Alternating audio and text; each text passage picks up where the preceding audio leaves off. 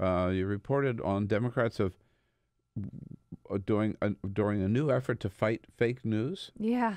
Yes. What's that all about? So there is a Democratic group called DS Political, and they are starting a new tool to fight fake news. And it is really, I mean, there is nothing, to my knowledge, that is similar to what they have created. And it's this product called Antidote is the name of the tool. And it's, it's like a funny antidote to fighting fake news.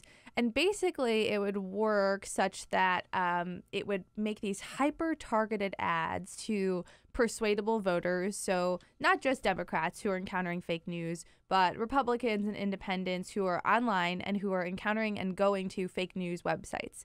They said the list of these potential websites that are pushing fake news are like 1,000. They have 1,000 of them, and that could grow or shrink depending on like how these websites evolve and what their tool finds. And one of them, I'm told, is Breitbart. So we know for sure that Breitbart is going to be one of these websites where if you are online and we encounter an article on Breitbart that is determined by their tool, which uses both humans and machine learning to decide like what is a fake news article. If we encounter that on Breitbart would ever put out fake news? Well, now I am shocked. Shocking. Yes.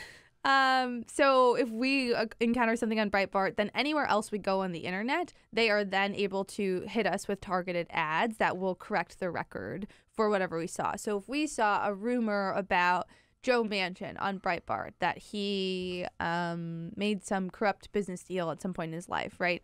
We would then see an ad from someone and like the people who are making these ads are not DS Political. They're not controlling the messaging. It's the candidates or their campaign teams or groups who are working in favor of certain candidates or interests are able to control the messaging. So imagine it as a sort of fact check message. Obviously, the messaging and the look of the ads can be different, but it's sort of just to correct the record if you've seen or encountered fake news. Well, who's doing it? Who's DS Political?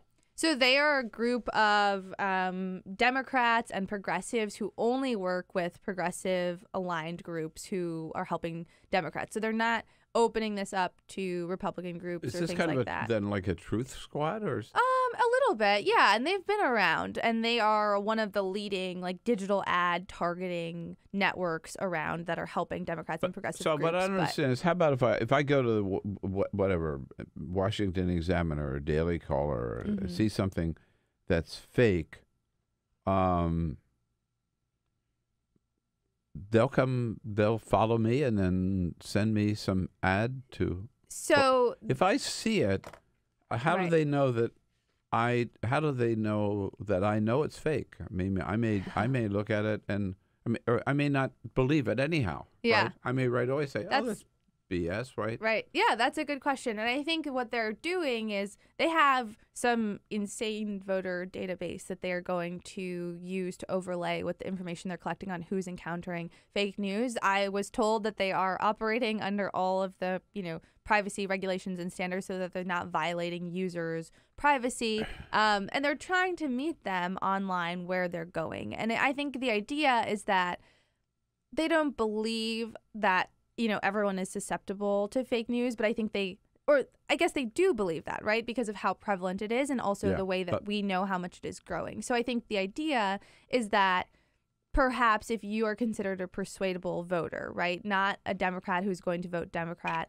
but someone who is leaning Democrat or who is an independent or a moderate Republican who is encountering these things, who is likely to believe this fake news and has encountered it, then the campaigns can, if you're a part of this database, target you where you go elsewhere. But the big thing is that they won't be advertising on these fake news websites. And that's sort of their bottom line, right? Is like these websites will thrive and grow based on ad dollars and revenue that they're getting from ads that are placed on their website. So this group, DS Political, is saying we are not advertising on these fake news websites. Instead, we'll be placing them elsewhere, like Facebook and different things where users are going online. Yeah. So that they're not feeding the beast. But enough of the right-wing candidates may be advertising on those sites.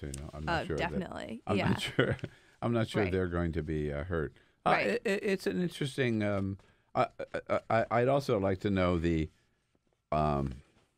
the criteria they use for choosing what's fake news and what's not. Yes, exactly. And that's something I tried to suss out from I them. have a pretty good rule. Anything coming out of the White House is fake news. Right. Anything coming out of Sarah Huckabee Sanders is fake news. Right.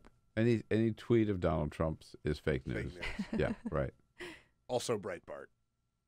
Yeah, also it's on the list. Yeah. I mean, and that's the thing that was interesting and I was trying to suss out because I think that's important. We talk a lot about fake news, but I think there are like many different definitions of what that can be, whether it's just something misleading or outright false or what have you.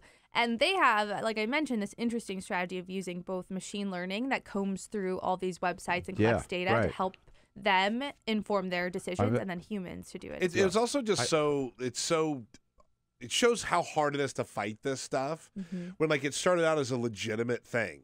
Right. Fake news was a legitimate problem. And I think it really sort of came to the public fore with like Pizzagate, right? After the guy shot up Comet Ping Pong and everyone like, okay, we've got to put a stop to fake news and the fake news coming out of the Trump administration. And Donald Trump just casually took the phrase fake news and made it his own. And now he just uses it to describe news that he doesn't like. Right. So it's like it's really hard to fight.